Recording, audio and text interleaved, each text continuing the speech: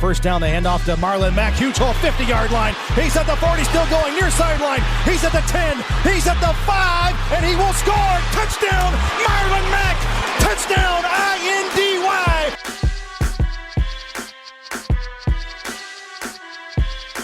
And again, it's picked up. It's Darius Leonard. Leonard with his second INT, and he's streaking down the near sideline. He's at the 40. He's at the 30. He's at the 20. He's going to go. A pick six for the Maniac. Horseshoe is back, baby.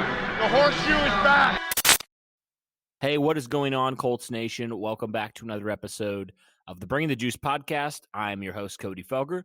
Joining me alongside friend of the show, Mr. Andrew Thomason. Andrew, how are you doing, my friend? Well, it's good to be back, Cody. I'm doing quite well. As we sort of talked about a little bit off the podcast, I'm a bit busy, just as you are, and many others as well. But I'm doing well. How are you? Good. Yeah, we were talking off air. Like, we're busy, but we're also enjoying the process and enjoying the journey. It's been a lot of fun. And shout out to Derek, especially this week has been absolutely wild for me. And Derek's been able to be on a couple different calls with, GM Chris Ballard and also head coach Frank Reich. So shout out to Derek on that one. If you haven't yet, be sure to check out those. A lot of good stuff from both those guys, both, very tremendous leaders for the Colts organization.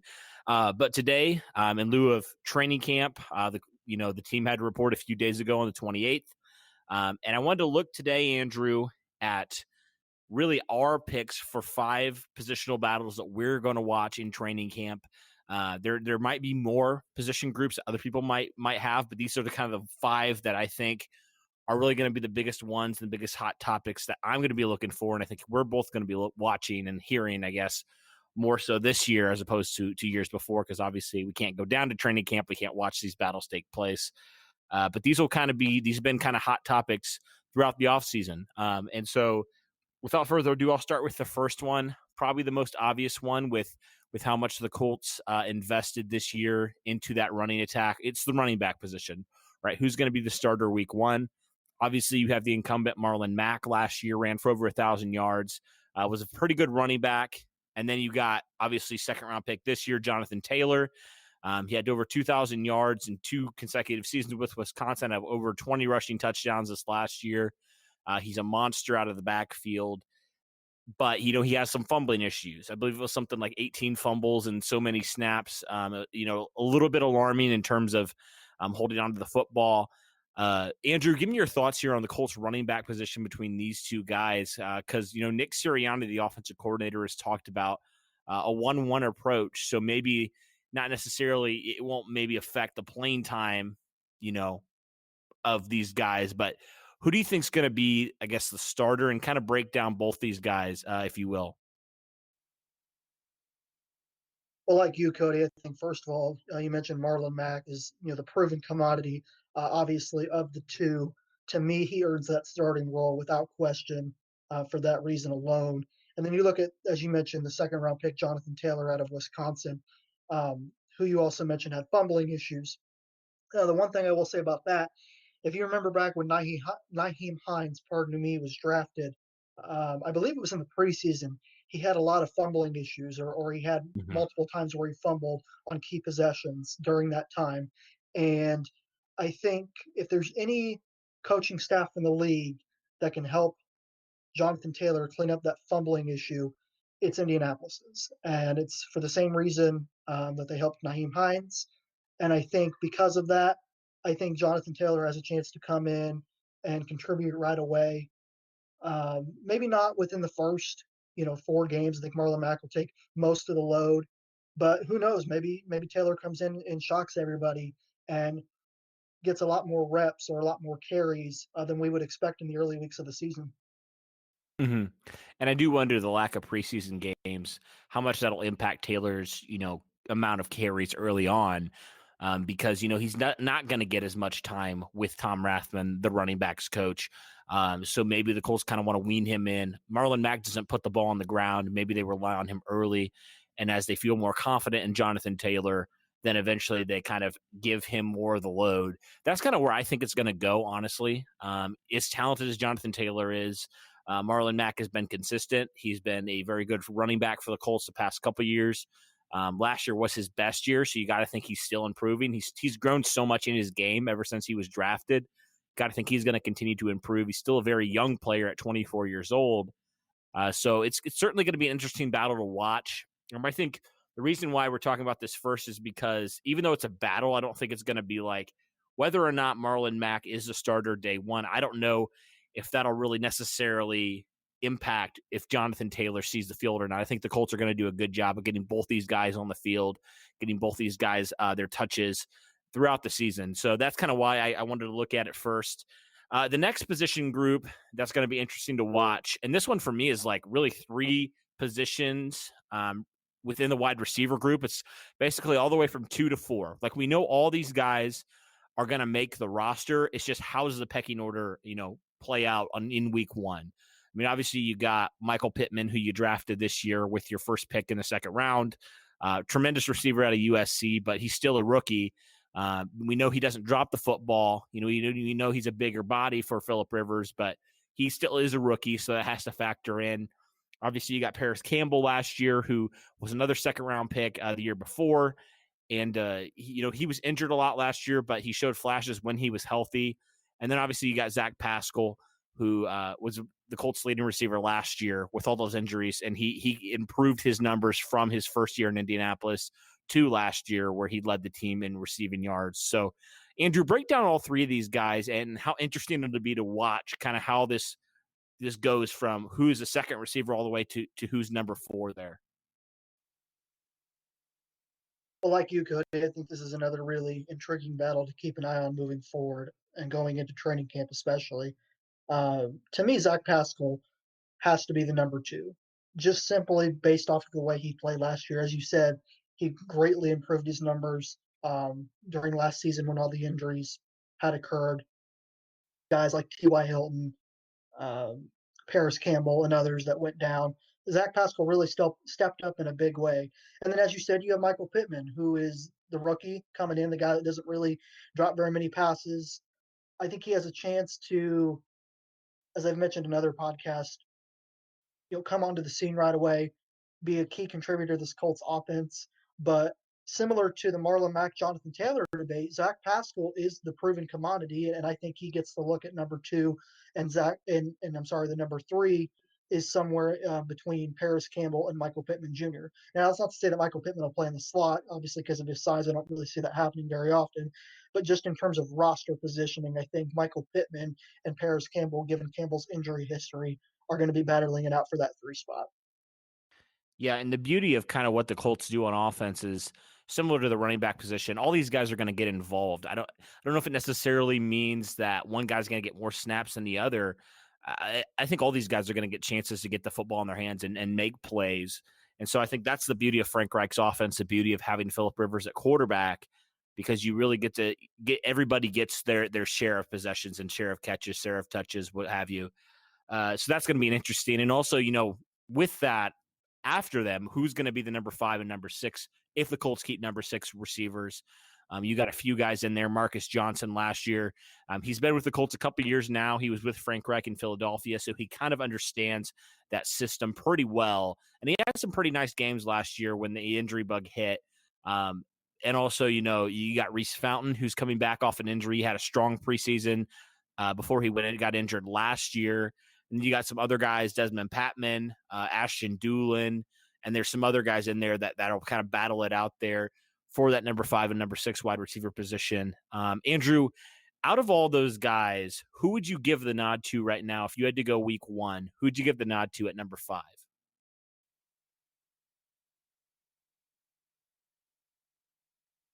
Number 5 for me, Cody, would have to be Marcus Johnson. As you mentioned, he stepped up in a big way when the injury bug hit last season to a lot of the Colts receivers.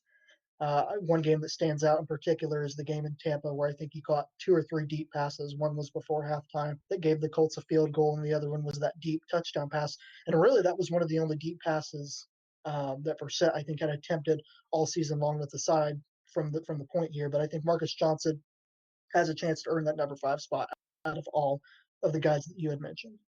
See, that's kind of where I'm at too. I think, especially with the lack of preseason and the lack of some of these young guys getting reps, it makes sense for me to get a guy that's more proven in the league. I mean, he's not that old. He hasn't been in the league that long, but I feel like out of any of these guys, he's got the most meaningful playing time. He's actually, been in games won and also, had a few games where he's had some pretty solid numbers. So I agree. I think Marcus Johnson at 5, and then probably number 6, if the Colts do indeed keep number 6, probably will give that nod to Reese Fountain. I think he's the guy out of any of these guys that's probably the most ready to do that. And, obviously there's questions with the injuries, but, I think for the sake of this argument, we'll just roll with 5 at this point. But at 6, I'd probably go Reese Fountain if they do indeed keep 6. All right, we can move on to another position. This was a position last year that was heavily debated all throughout training camp. It was a battle for that Mike middle linebacker position.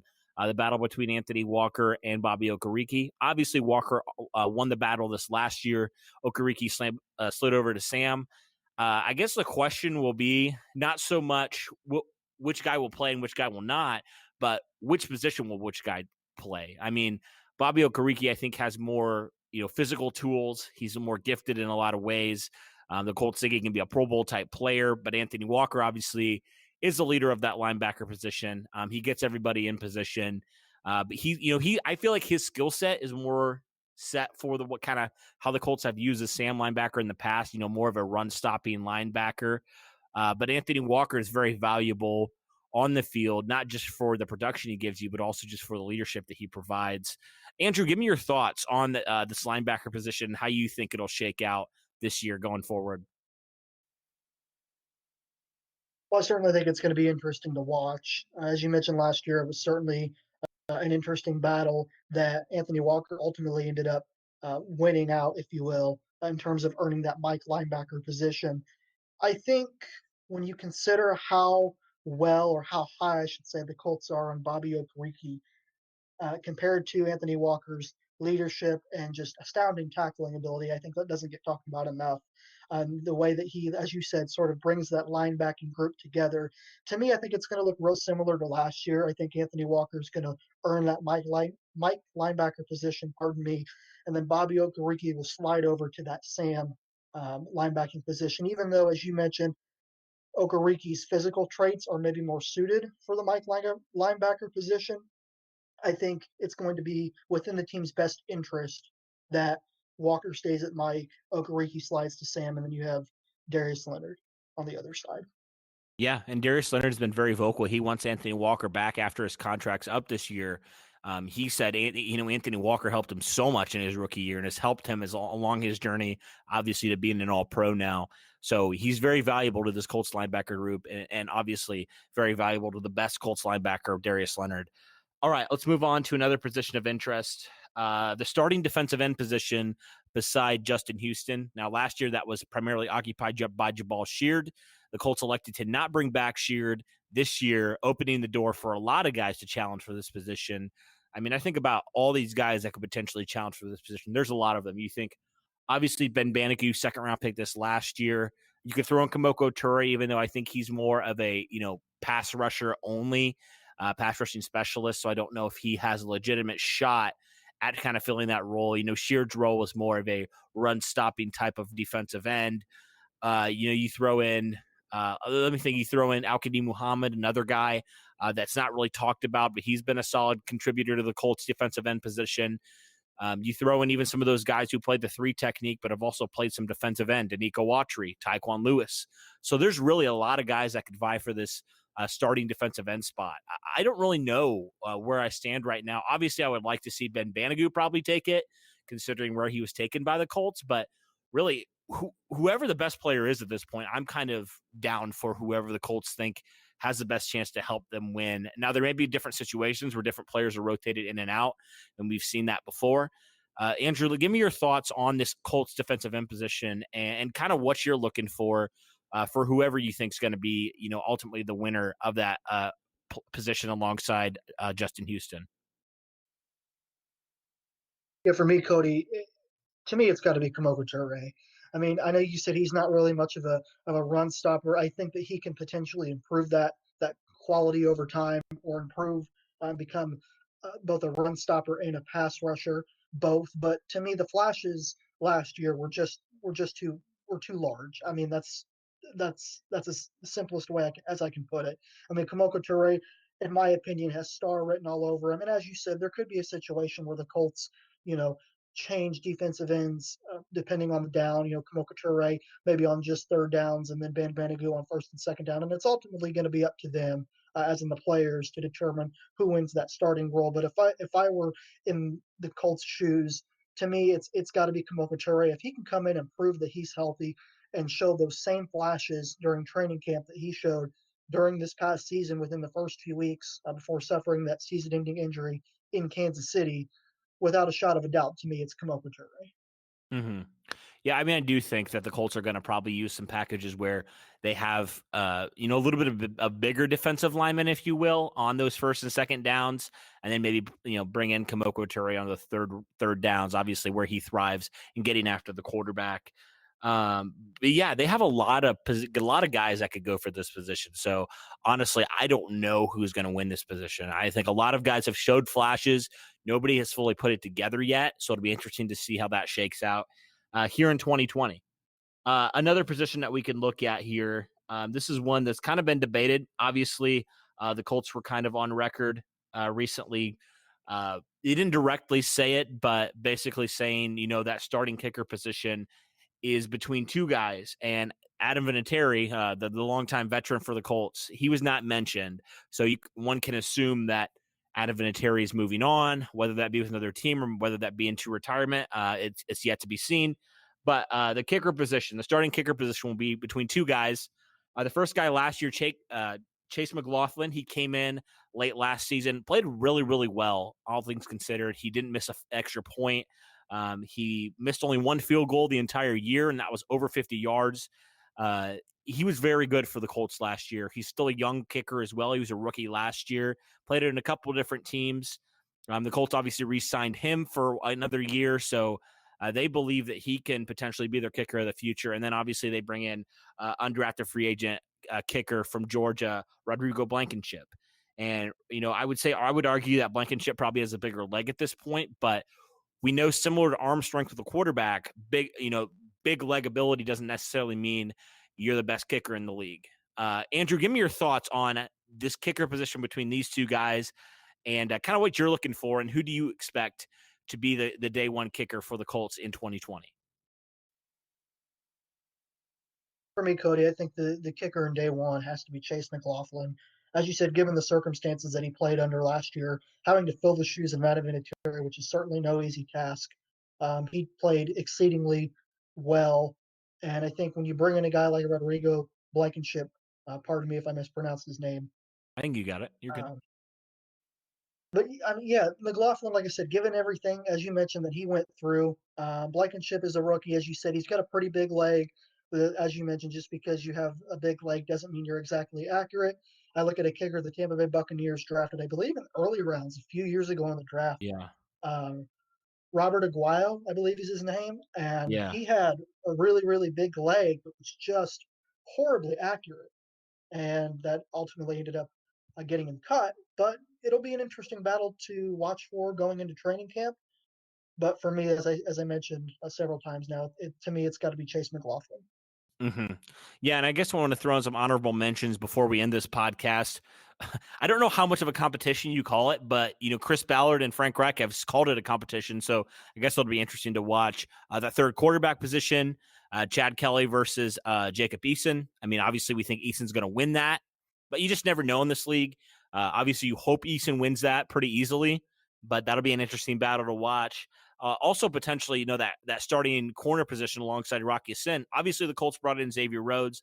They believe he can be the player, or at least close to the player he was a few years ago when he was first-team All-Pro.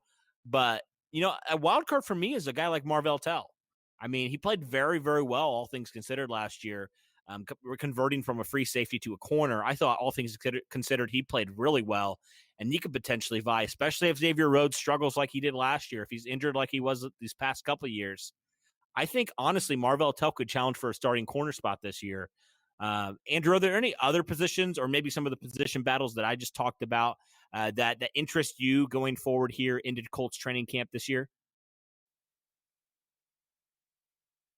Well, I certainly think the ones that you mentioned, Cody, are worth noting as well. As you mentioned, that cornerback spot aside or beside Rocky Sin, Xavier Rhodes, we certainly hope that he can return to his all-pro form from when he was in Minnesota.